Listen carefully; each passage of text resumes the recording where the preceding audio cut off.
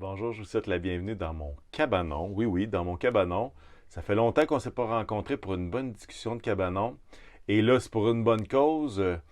Aujourd'hui, on démarre quelque chose pour l'Assemblée pour le mois d'octobre. Alors, manquez pas ça. Je vous donne des détails dans cette capsule et puis ça va être vraiment bénissant.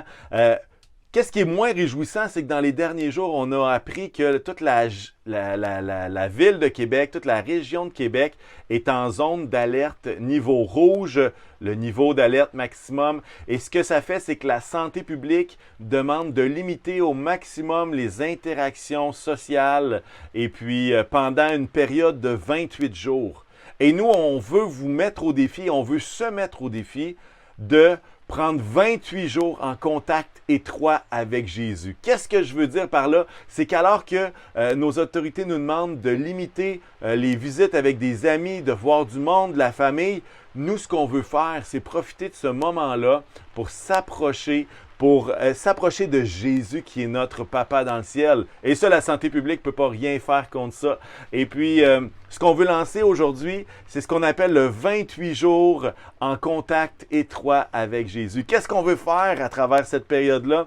On veut encourager toute l'Assemblée à faire quoi? À grandir dans sa foi, à grandir dans sa relation avec Dieu. En lui, je crois, c'est exactement ça qu'on veut faire. On veut nous encourager les uns les autres à grandir dans la foi. Et voici ce qu'on vous suggère pour le mois d'octobre. C'est qu'à chaque jour, pendant les 28 jours qui ont été suggérés par notre gouvernement, on veut lire un chapitre à chaque jour de l'Évangile de Matthieu. Et si vous savez, il y a 28 chapitres, un pour chacune des journées qui sont devant nous dans ce confinement social-là qu'on est en train de vivre. Et puis, on veut s'encourager à lire un chapitre par jour et à travers le fil Facebook, on sera en mesure de commenter, de partager des choses qui nous ont bénis, un passage qui nous a encouragés. On veut également vous suggérer une requête de prière spécifique pendant laquelle, à chaque jour, vous aurez une requête pour laquelle, tous ensemble, comme assemblée, on va prier pour cette requête-là. Et la puissance qui se dégage de là, quand le peuple de Dieu se met à prier ensemble en unité pour une requête, pour une demande qu'il fait au Seigneur.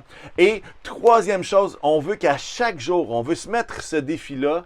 Le troisième chose qu'on veut faire, c'est un temps pour être à l'écoute de Dieu. Un temps pour calmer être dans le calme, dans la tranquillité et laisser Dieu nous diriger. Et parfois, il y aura des directions de, par exemple, prendre un temps pour être à l'écoute de Dieu par rapport à ma famille. Et d'autres fois, ça va être juste un temps pour être à l'écoute. Seigneur, qu'est-ce que tu veux me faire? Qu'est-ce que tu veux me dire? Comment veux-tu me diriger? Et à travers chaque jour, il y aura une requête, il y aura un chapitre et il y aura une suggestion pour être à l'écoute de Dieu. Et on sait que ça va être un temps où est-ce qu'on va s'approcher de Dieu. Hein, il y a un passage dans Romains 8, 28 qui va dire « Nous savons du reste que toute chose concourt au bien de ceux qui aiment Dieu, de ceux qui sont appelés selon son dessein. » Et pour être bien honnête, je ne me réjouis pas du tout de ce confinement social, de cette limitation au maximum de ne pas voir des gens, des amis, de la famille et tout ça. Je ne me réjouis pas de ça du tout. En fait, comme plusieurs d'entre nous, on le voit comme une mauvaise nouvelle.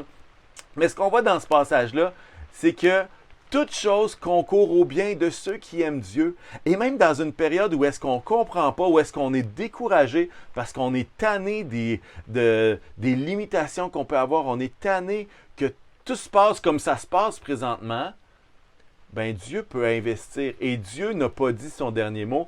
Et Dieu pourrait bien utiliser cette occasion-là pour que vous puissiez passer un temps précieux avec lui, pour que vous puissiez prendre peut-être de nouvelles habitudes, pour que vous puissiez être une source de bénédiction pour d'autres à travers vos encouragements, vos versets préférés.